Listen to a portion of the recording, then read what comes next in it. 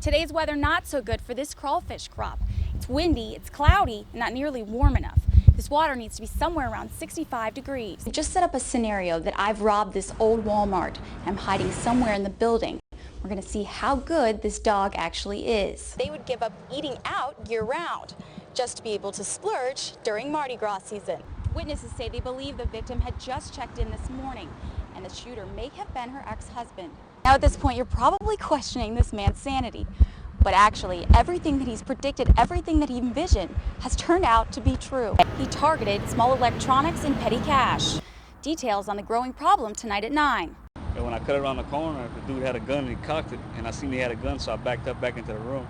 We shot her twice behind the head, turned around, put the gun in his head, and shot himself. The deadly scene unfolded right in front of Gordon Gary Wednesday outside the Southland Inn Motel off Highway 90. At around 3:30, Gary was inside his room when he heard a woman yelling outside by the pool. I thought she had fell down and hurt herself, and when I cut around the corner, that's when I seen the gun. And when I seen the gun, I started backing back into the room.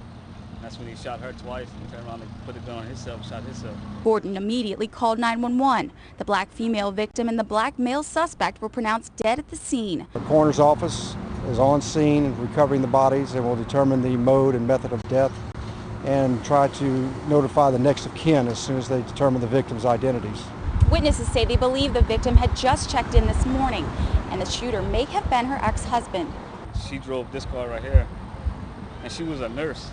And they had an old lady in the car with her, and she got down. I think that's her ex-husband or something. They wanted to talk, and that's when it all happened, whenever she got in the room. Gordon's eyewitness account now vital to the investigation as investigators try and piece together the events that led up to this tragic ending. In Iberia Parish, Kate Slattery, Fox News, Lafayette.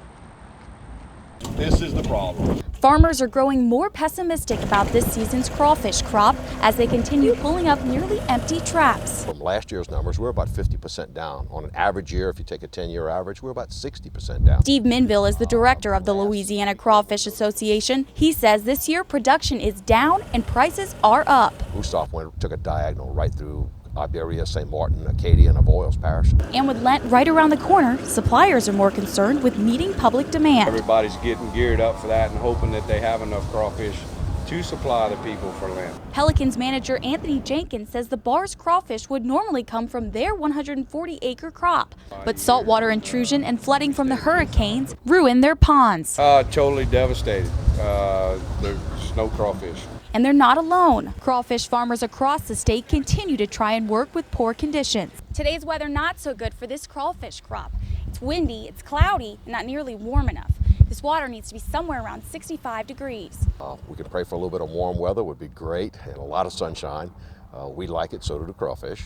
Minville says there's no way to predict what the conditions will be, and farmers fear for the worst. If we do not find some better production in the next 45 to 50 days, in other words, the Lent period of time, I will be upside down to the tune of $10,000 to $15,000 this year.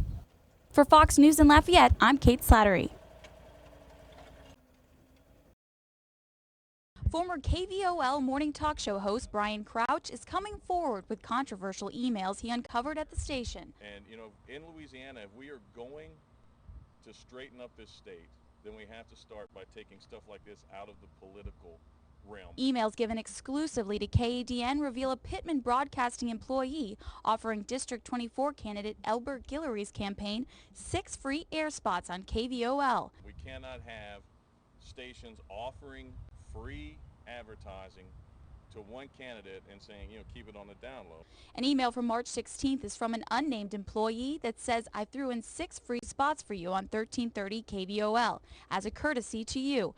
I may throw in a few on 105.9 during Joyner and Sweat, but it must be kept on the down low. The FCC requires all radio and television stations provide opposing political candidates equal on-air opportunities. So if Pittman offered Guillory's campaign 6 free spots, they would have to do the same for Patricia Cravens. For every spot that was run, to my knowledge, was paid for in full.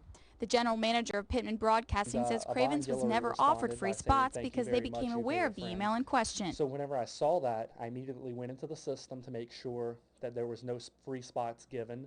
Nothing had run up to that date. Sagona It says was, the email account in scheduled for question does not Wednesday. require a password and is accessible to anyone. I know who was in the production room at the time and just circumstantial evidence of who did it, and I can tell you that the person who I think did it isn't with Pittman Broadcasting or KVOL any longer. To ensure the free spots never aired, we requested the station's public records. We got these invoices for KFXZ, not KVOL. And there were free spots offered. Did they run? Who knows?